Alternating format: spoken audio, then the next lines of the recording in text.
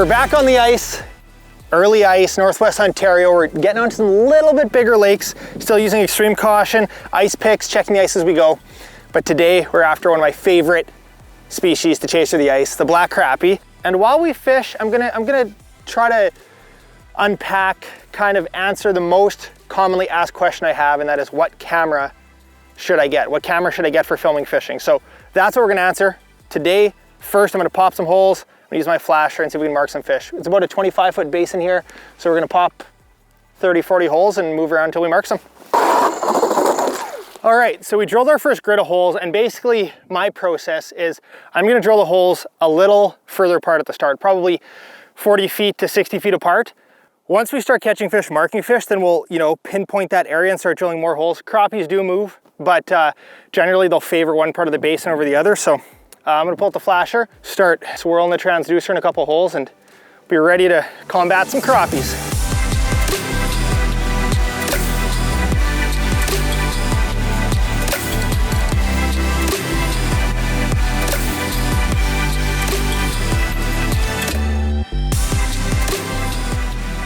All right, what's in the Yeti pail today there, Marcel?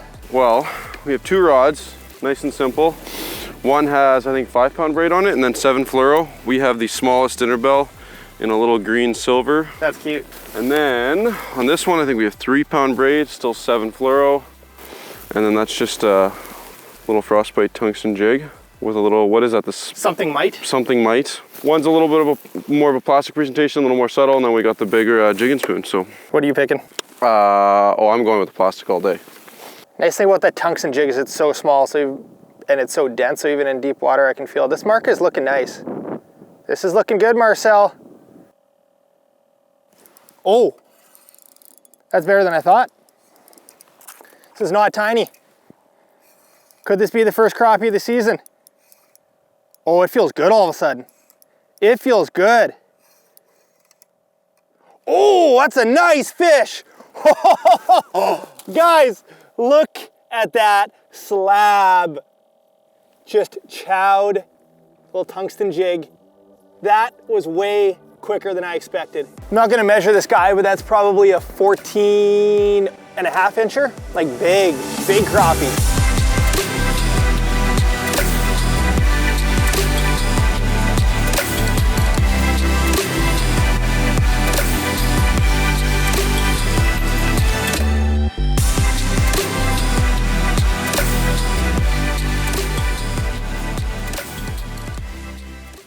All right, guys, like I said, I was gonna answer the question of which camera is the best, what camera should I get? And this is the most cliche answer ever, but it's the best camera you can afford. And what people don't realize is how amazing the footage is out of the new phones. New iPhones, new Androids, whatever you got, the video footage is stunning. And that is why we're trying to prove a point today. This whole video is shot with iPhone. The only little cheat that we're doing right now is we're wearing mics just so we can get some cleaner audio to make it more enjoyable for you guys. But if you look at the video quality, you will not notice too much of a difference. Some of you guys might not even notice it until we mention it now. We're gonna give you guys some hacks, a couple tricks. If you do want to film with your phone, there are some things that make it easier. But for now, we're gonna catch a couple more crappies. Crappie fishing does not go well if you're a lazy fisherman. You gotta keep moving, gotta keep popping holes. It's not like tip-up fishing for pike or walleye fishing on the Red River. It's like, you gotta move, you gotta put in the work. Oh, Marcel, we got some activity on the bottom. All right, here we go, he's coming back. Redemption. Watch that rod tip. Yes. Number 2 on the board. This one doesn't feel as big, but not gonna complain. That's a different species, guys. It's a yellow perch. Not as good. Not as good. All right, we're still bouncing around, trying to find the crappies. Normally where you find one, you find more, but that one was a solitary creature, which is not usual. There's one fish you need a flasher for, it's crappie fishing. It can be tough. Like, they could be 10 feet down, they can be 20 feet down. Now we're in 25 feet of water and we're jigging like near a foot or 2 of the bottom. So, especially with those tiny jigs, it helps you put them right in front of their face. And just to not waste your time when you're fishing. Come on, eat it. Just come up a couple feet. You got him? Yeah. Marcel's hooked up. What's going on, my boy? Ooh. Show me. Too bad. Not quite as big as yours. Frostbite jig comes right out. That's a nice fish. Yeah. What Nothing wrong with that. Same kind of depth that you were in before, though, hey? 25 feet. Oh. He gone. Oh, he gone. Nice. Sweet. What's your personal best crappie, Marcel? You know, I don't know exactly, but I'm going to say it's around 13 inches. So that was probably close. Yeah, that's close for sure. Yours would have broken it, I think. Nice, nice.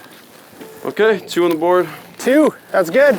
All right, couple of fish on the board. Now I want to give you guys some pointers on filming with your phone. So, number 1 is you got to keep your phone warm. I'll show you the rig that we got set up over here first. This rig is filming the whole time. Something that I did on the back here is I taped some foot warmers. That's gonna keep it warm a little longer. Sometimes phones, they just get to a certain temperature. iPhones are especially bad for it, and they just shut off. If you're in a shack, you probably won't have that problem. Secondly, a power source is super key.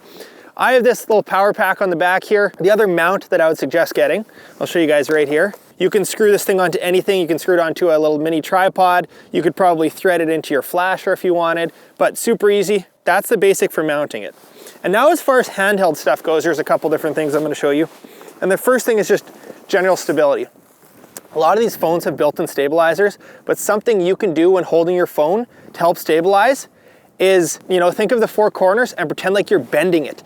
Try to push this side in and try to pull the other side in. So what you're doing, so what that does is it just makes everything super smooth. Rather than me holding it like this and just shaking all over the place, put a little bit of pressure and then it just keeps everything super smooth. If it's super windy as well, I'm gonna cup my hand around the microphone there, and that'll help with the wind noise. But those are a couple basic tips. Even our slow-mo sequences we filmed with our phones today, there's no excuse, guys. You can have $10,000 of camera gear and it'll be a little bit better, but you can also use what you have and have fun with it, you know? We're gonna keep smashing some crappies. We gotta drill. We gotta like really get on them because we've got a couple, but not to what the potential is. I'm just hovering that jig. I'm just barely moving it, and that's a nice thing. That's why I like this dipstick rod so much. It's just got such a soft tip that I can just like shake my wrist. He's coming back up to it. This is it. This is it. Come on. Yes. Yes, good fish. Good fish. Marcel, you wanna grab the deucer? Oh, it's gonna be a pie plate. Yes. Oh, come on. You can land him. If this is a crappie, this is big. Yeah! Oh, hold him up. That's a giant. That's even bigger than your first one. Look at this. Look at this. He just chowed that little jig. I worked this fish for so long. I thought he was probably a small fish, but had to finesse that guy. Look at this, guys. First ice slabs, baby. Back to the depths. Talked about this rod lots. I know you guys are like, the rods aren't available yet. They are on the way, I've been told, but yeah, this is the dipstick. 39 light, super soft tip. I can use this rod for a lot of different things. This is 5-pound braid on this, or 3-pound braid, 7-pound fluoro. A little heavier because we're tangling some big fish and could get a walleye. And then that little tungsten jig. My hands are freezing, but there's another mark down there. Another mark, another mark, another mark. Guys, check this out. We are reading through the ice right now. Look at that, there's a fish. We're reading a fish and the transducer isn't even in the water. That is the cool part about the thin ice. Come on, give me another chance. I'm gonna make him chase a little bit. I can tell by his mood he's flickering now. He's coming up to eat. Yes, yes, yes, yes. It took a bit. I think we're onto the area. This one might be a little smaller. Pretty good. This is the smallest one yet. All right, this guy's going right back. Not gonna lie, my hands are absolutely frozen. Woo! So before I talked about the grid I like to drill, and kind of once I find an area where there's crappies, I'll kind of, you know, Swiss cheese a little bit more. That's kind of what we did today from where we caught that first big one. But more generally, the spots you're looking for are these mud bottom basins. And a basin is like the bowl, the bottom of the part of the lake. Not necessarily, you don't want an 80-foot basin. Kind of the depth to look for is, on some lakes it might be 15 feet, some lakes it might be a little closer to 30. In this instance, it's about 25 feet. So you kind of can break lakes apart as well, and you can find the deep spots within that part of the lake. So you could break, you know, Lake of the Woods apart and say, okay, let's pretend this part's its own lake. Where's the basin in that? Where's the spawning water? Where's that 20-foot, 30-foot basin? That's kind of what you're looking for. Mud bottom has all those invertebrates. That's what the crappies are eating. As well, you have to be aware that, you know, since they congregate in these deep basins, they are pretty volatile. Make sure to throw those big fish back, keep the small ones for eating, and everyone will be happy. Remember that, Marcel, less is more. Good, I strive in less. It's your motto. Marcel's on. It's a crappie. Ooh, that's a nice one. It's a crappie. That's the one right there.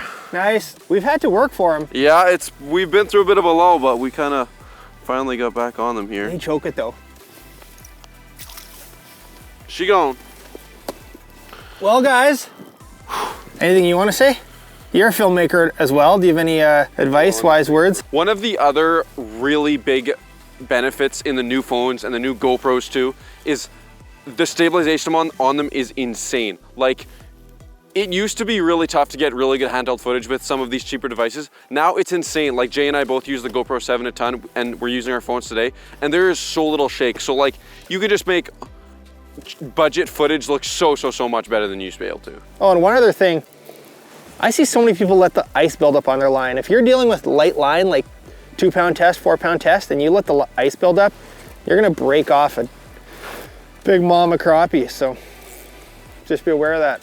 Guys, like I said before, it's not the camera that makes the video. Somebody just commented on one of my recent videos. They said, man, I wish I had your camera. Yes, I have some fancy camera gear, but it's the story, and a lot of it's in the editing.